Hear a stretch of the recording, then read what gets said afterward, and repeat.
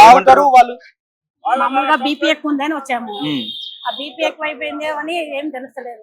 City can అంటారు, city can పోతే పట్టించుకుంటలేరు. బయటికి వెళ్ళండి అంటారు, బయట తీసిచ్చుకోరు అంటారు. మా దగ్గర డబ్బులు లేవు. ఒకసారి ఆలోచించేది ఇప్పటికు 10 days టైం ఇచ్చారు. 10 days తర్వాత పోతే మంత్కి కలిందని ఇవ్వట్లేరు. బయట తీసుకెళ్లిపోరు అంటారు. మేము చేసుకుంటూనే తినాలి, చేసుకుంటేనే కిరాయిలు కట్టాలి. మాకు ఏది లేదండి ఆధారం. ఇంత కన్నీళ్లు పెట్టుకుంటున్నాం, ఇంత బాధలు ఉన్నాయి. మాకేం లేకనే మేము వచ్చామండి. బతుకు తీరా ముంటేనన్నా నేను పోయి బయట పని చేసుకుంటా, లేకపోతే పని లేదు.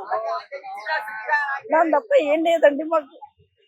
ఏం చెప్తామమ్మా ఈ ప్రభుత్వానికి? ఏం ప్రభుత్వం? లక్షల కోట్లు రేషన్ షాప్ అంటారు, బియ్యం అంటారు, అదంటారు.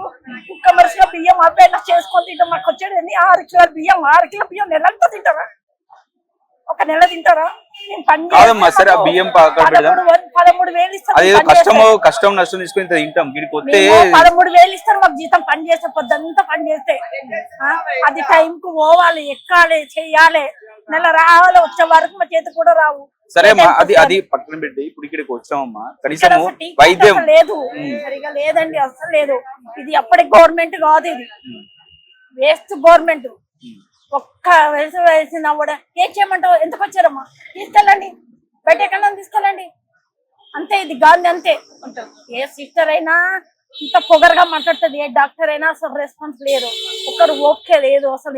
10 వాళ్ళకు 12 days అయిపోతుంది. ఒక మందులు లేవు, బయటనే కొనుక్కొచ్చుకో. ఇప్పుడు బయట మందు కొనుక్కొని వస్తుంది బయట. అవన్నీ ఇస్తురా?